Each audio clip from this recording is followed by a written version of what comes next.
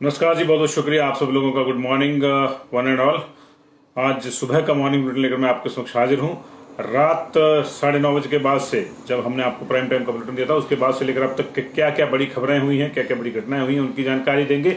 और आज दिन भर में क्या क्या बड़ी घटनाएं ऐसी रहने वाली हैं जिन्हें एक खबर के तौर पर आपको जानना चाहिए। ये तमाम जानकारियां लेकर हम आपके समक्ष हाजिर हैं। जल्दी से जल्दी जुड़ जाइए। कल विधानसभा में अभूतपूर्व हंगामा हुआ था और उसके चलते धक्का मुक्की की नौबत आ गई थी। संसदीय कार्य मंत्री सुरेश भारद्वाज गिर गए थे। ऐसे भी आरोप हैं कि राज्यपाल के साथ भी धक्का मुक्की हुई है, लेकिन विधायकों के बीच में धक्का मुक्की हुई है, वो आपने सारे हम देखी थी। उसके बाद 5 कांग्रेस लोगों को, एमएलए जो थे नेता के, कांग्रेस के नेता प्रतिपक्ष मुकेश अग्निहोत्री समेत, उनको निलंबित कर दिया गया था। बाद में हमने भी ये सवाल उठाया था कि निलंबन विधानसभा के बाहर, सदन के बाहर जो कार्रवाई हुई है, उसको लेकर सदन के भीतर के नियम लागू करना कितना सही है कितना नहीं है, इस पे बहस होगी। हमने कहा था आपसे, क्योंकि तब तक हाउस एडजॉर्न हो चुका था और एडजॉर्न हाउस के बाद निलंबन हुई घटना के लिए निलंबन कितना सही है कितना नहीं, इसको लेकर हमने भी कल एक चर्चा आपसे करी थी। तमाम लोग सवालात पूछ रहे थे, इसलिए चर्चा करी थी। उसकी वजह यही थी।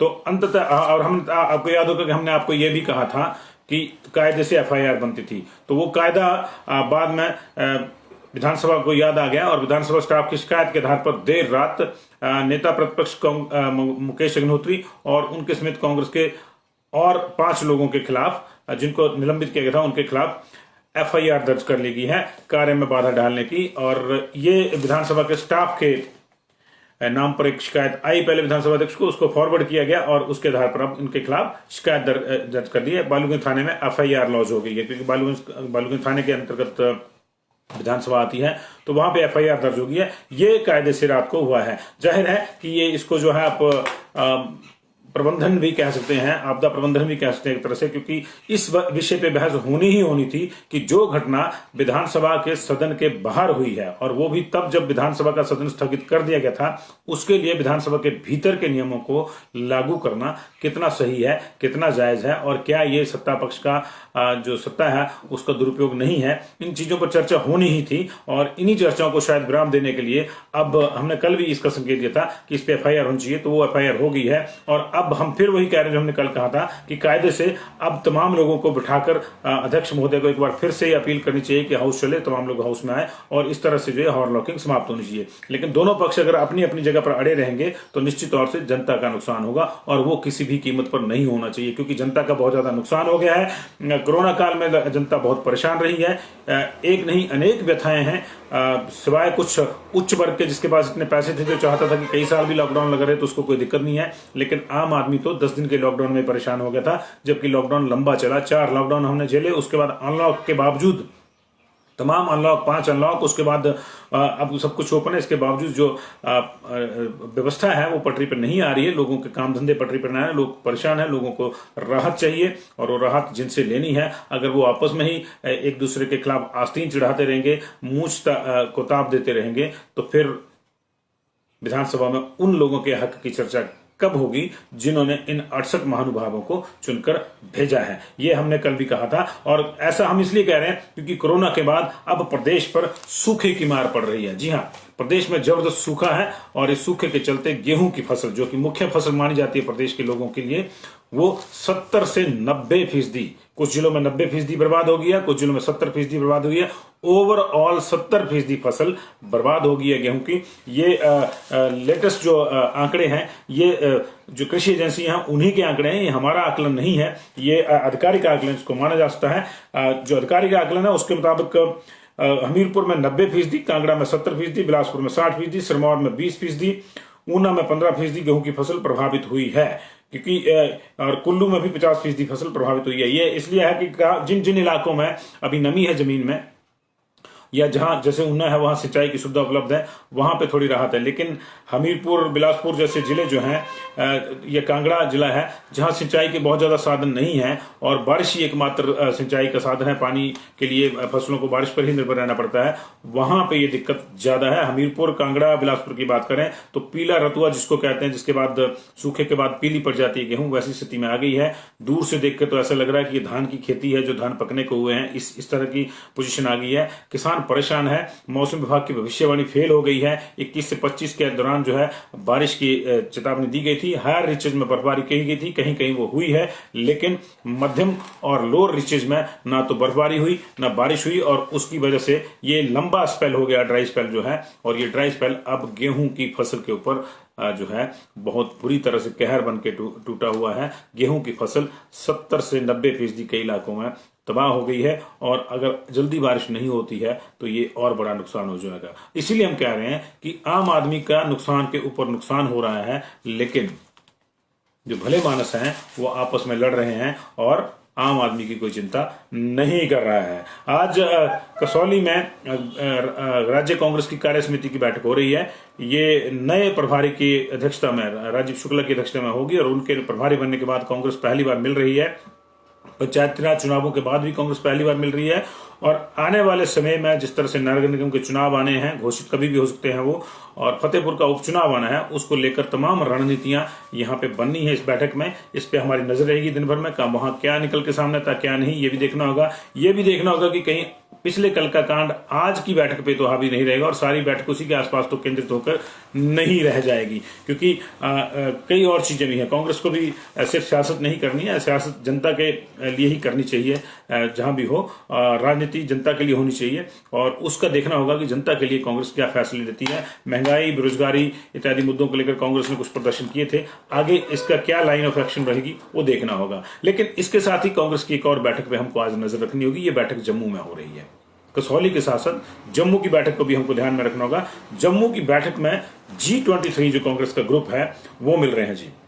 G23 का जो ग्रुप है कांग्रेस का वो मिलेगा जम्मू की बैठक में, और इसके लिए बकायदा आज एक बैठक हो रही है, और उसमें ये माना जा रहा है कि एक बार फिर से खुली बगावत के संकेत कांग्रेस में मिल सकते हैं। ये G23 इस ग्रुप को इसलिए नाम दिया गया कि 23 नेताओं ने कांग्रेस की जो सर्वा हैं सोनिया गांधी, उनको चिट्ठी लिखकर कहा था कि चुना हुआ अध्यक्ष होना चाहिए, और अगर संभव हो तो गांधी परिवार से बाहर का भी होना चाहिए। इसका मतलब यही था।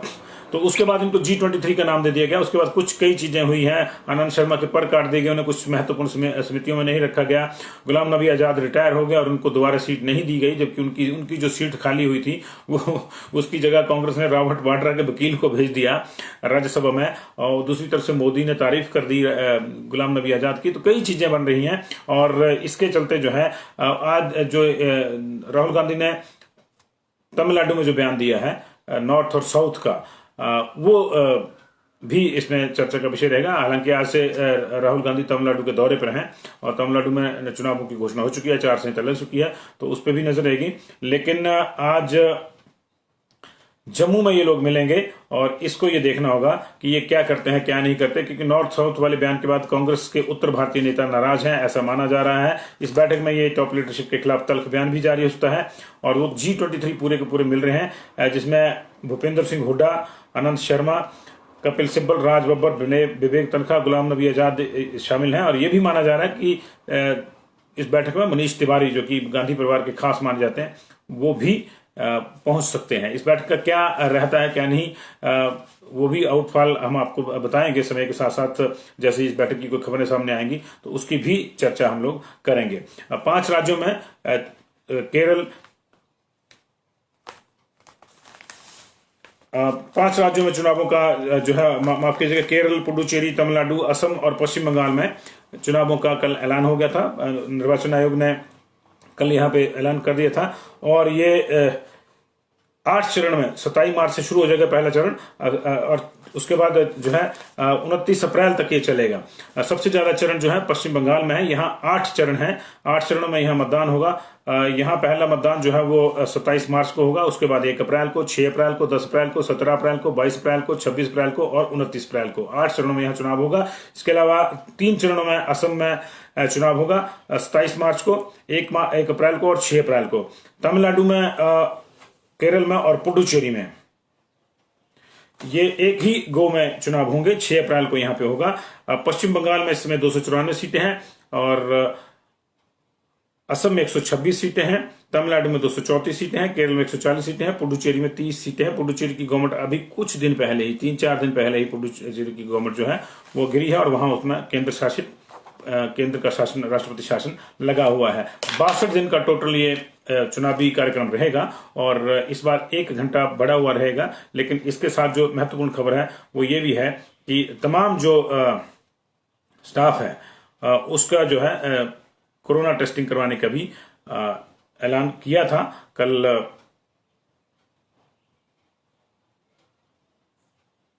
मुख्य निर्वाचन आयोग ने। और इसके साथ अगली खबर की हम बात करेंगे। हिमाचल प्रदेश में अब वैक्सीनेशन आज और कल नहीं हो रही है, पूरे देश में नहीं हो रही है। 18 राज्यों में नया स्ट्रेन मिला है, इस बात को घोषित कर दिया गया है सेंटर द्वारा। 18 राज्यों में कोरोना का नया स्ट्रेन फैल गया है, इसमें 200 मामले मिले हैं और सबसे ज्यादा 184 मामले जो हैं वो ब्रिटेन स्ट्रेन के हैं। इसके अलावा साउथ अफ्रीका और ब्राजील का जो स्ट्रेन है वो भी आया है। ज्यादातर राज्य जिनमें ये स्ट्रेन पाया गया उसमें महाराष्ट्र, केरल, तेलंगाना, आंध्र प्रदेश, पश्चिम बंगाल, असम, तमिलनाडु और पंजाब जैसे राज्य शामिल हैं।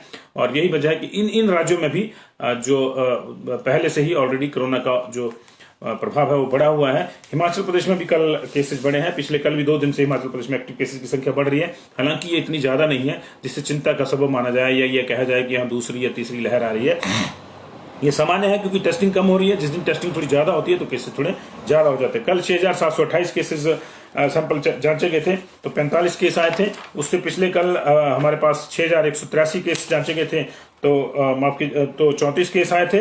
और जब 5653 केस जांचे गए थे तो 43 केस आए थे। तो ये इस तरह से कुछ दिनों से ये बढ़ोतरी चली हुई है। 3, 4, 5, 8, 10 केसेस ज्यादा आ रहे हैं ठीक होने वाले को मुकाबले, रिकवरी वाले कम हैं। तो एक्टिव केसेस इस तरह से बढ़ रहे हैं। कुल मिला के अब हिमाचल प्रदेश में 261 एक्टिव केस हैं, जिनमें सबसे ज्यादा 74 कांगड़ा में है और 45 उसके बाद ऊना में है। मंडी बिलासपुर में 20 है। उसके बाद सबसे ज्यादा शिमला में 21, सिरमौर में 20, 16 में 29 है।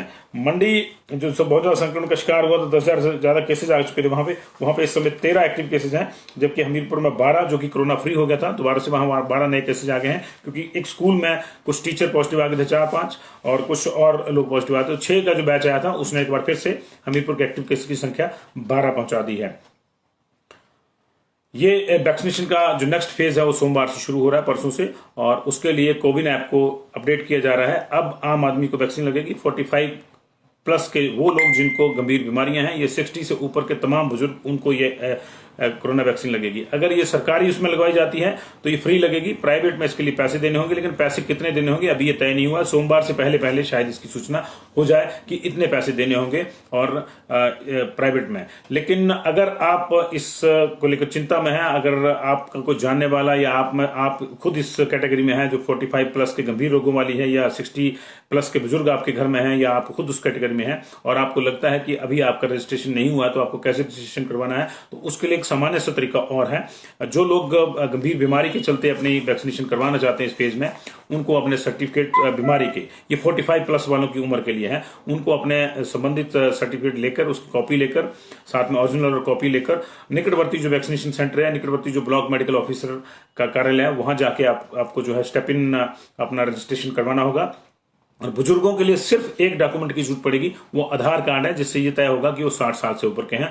और फिर उनको उसी प्रायोरिटी में, जो 80 साल वाला उसको पहले लगेगी, जो 70 साल वाला उसको थोड़ी कम लगेगी, लेकिन 60 साल से ऊपर के तमाम बुजुर्गों को अगर वो कोविन ऐप पे रजिस्टर नहीं भी है तब भी वो अपना नाम आधार कार्ड लेकर ले जाकर वैक्सीनेशन सेंटर में दर्ज करवा सकते हैं। होपफुली जिस दिन वो जाएंगे वैक्सीनेशन सेंटर में, अगर वैक्सीनेशन हो रही तो उनको तभी वैक्सीन लग जाएगी, अन्यथा उनको कोई डेट दे दी जाएगी। हिमाचल प्रदेश में 50,000 के आसपास इस दौर में ऐसे लोगों को टीका लगाना है जो बुजुर्ग हैं और 45 साल से ऊपर वाले वो लोग जो गंभीर बीमारियों का शिकार हैं। ओवरऑल अगर बात करें वैक्सीनेशन की तो हिमाचल प्रदेश में कल वैक्सीनेशन हुई थी, आज वैक्सीनेशन नहीं होगी। कल की वैक्सीनेशन का डाटा लेट आया था जो हम आपको नहीं दे पाए थे, उसको हम आज आपकी नजर कर देते हैं। कुल मिला के अगर देखें तो जो सेकंड डोज है वैक्सीनेशन की, उसकी जो है वो 20,924 लोगों को लग चुकी है। कल 3,883 लोगों को सेकंड डोज लगी है। और जो फर्स्ट डोज है फ्रंटलाइन वर्कर्स की, वो भी उसमें भी तेजी आई। 35,892 लोगों को ये फर्स्ट डोज जो है वैक्सीनेशन का लग चुका है। तो कुल मिला के 70,000 के आसपास फर्स्ट फेज की जो वैक्सीन थी, जो फ्रंट हेल्थ वर्कर्स को लगनी थी, वो 65,000, माफ कीजिएगा, वो 65,000 के आसपास लोगों को लग चुकी है। और अब सेकंड डोज भी उसमें से 20,924 यानी 21,000 लोगों को लग चुका है।